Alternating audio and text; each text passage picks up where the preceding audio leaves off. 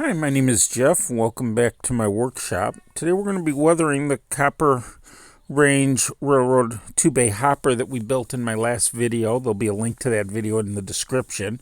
And I'm going to be using Pan Pastels. Now this video is not sponsored. I purchased everything that I use. I have an assortment of colors here, starting with burnt sienna shade, iron oxide extra dark, burnt sienna tint. This is burnt sienna extra dark, burnt sienna shade then dark, neutral gray shade, neutral gray extra dark, and the last one is raw umbrage. Only going to be using a few of these. We're going to start with the neutral gray extra dark. I'm going to get these out of the way while we work. So I've got the car, and I'm going to bring in a paper towel and one of the Pan Pastel applicators. I like the one that has kind of a wedged point on each end. Gives me a good place to work in a lot of different shaped surfaces. So I put a little Pan Pastel on. I wipe a lot of it off because we're going to try to do like a dry brushing technique. And I'm just going to apply this over the car. The gray will fade the paint, both the black and the white lettering a little bit. Make it look like the car's been out in the sun and has seen a lot of use.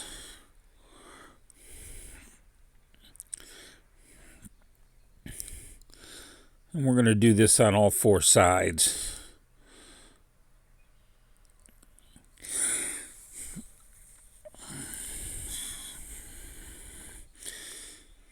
One of the reasons I like using the Pan Pastels is this is a very quick method of weathering, as you'll see. And it's very forgiving. If I do make a mistake, it's easy enough to just wipe this off. Just scrub it with a clean section of the sponge, and it'll come off, and then I can reapply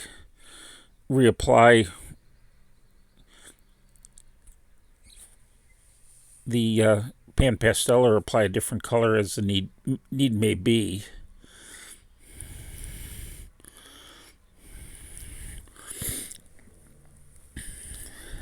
There's also a huge variety of colors available on this.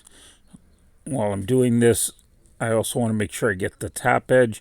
I'm not worrying too much about the inside because we will be putting a load in there eventually. In fact, that will probably be my next video.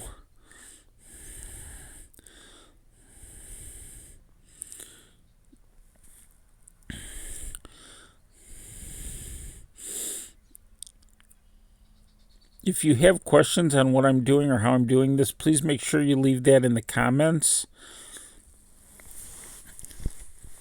Also, if there's a type of project you'd like me to do, please request it in the comments. If I can, I will. So the next color I'm going to work with is the iron oxide,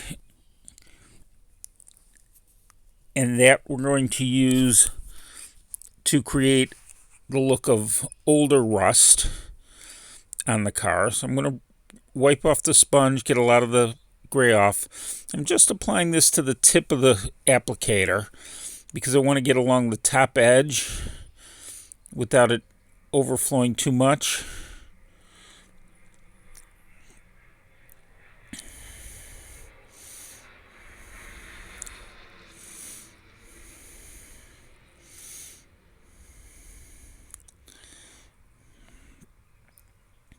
And we're also going to do the same thing along the ribs on the side of the car. That's where water would have run down the side of the car, so we'll catch. Those would be the first places it would start to rust.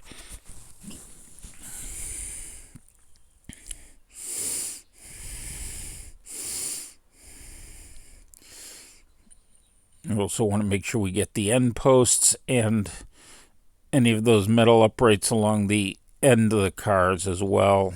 And then, of course, the other side and other end of the car have to be done. While I'm doing that, I did want to let you know if you like this video, if you enjoyed this video, if you've learned something, found this useful in any way, please make sure you hit that like button. It does help with the YouTube algorithm, so I do appreciate it. Also, if you haven't already subscribed to my channel, please make sure you hit that subscribe button and turn on notifications so you don't miss my next upload. I try and upload a couple of videos a week, or at least a video and a short. So please subscribe and watch out for those.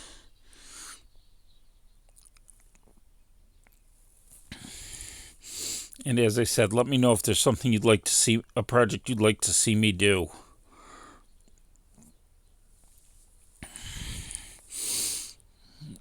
Okay, with that old rust coat done, now I'm going to bring in the iron oxide extra dark, and this will give us the look of new rust. So we're going to kind of clean off the brush and just dab it onto the top. We don't want to rub it here. We don't want to cover the whole thing, but we want just dabs of old rust to show inside the newer rust that's formed. We're also going to get the bottom of the end post where water would accumulate the most as it ran down the sides of the cars. And also the under frames.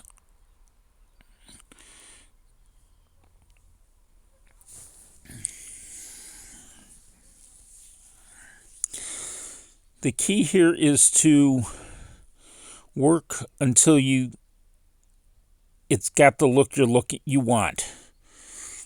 That may be a very heavily weathered car like this one. It may be lightly weathered, something that's very new.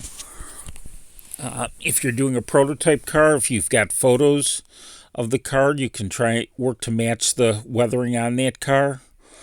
If not, like I said, a general weathering coat like this works wonders.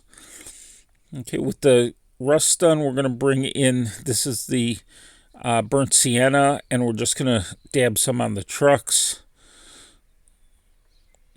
This is a burnt sienna shade, so a little bit darker, and we're going to get that on the trucks to kind of dirty those up.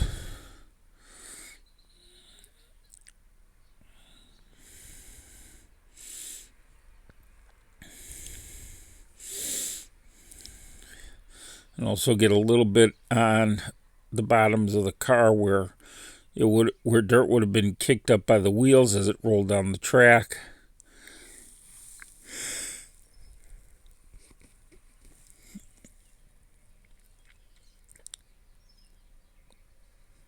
With that, this car is pretty much done as far as weathering goes.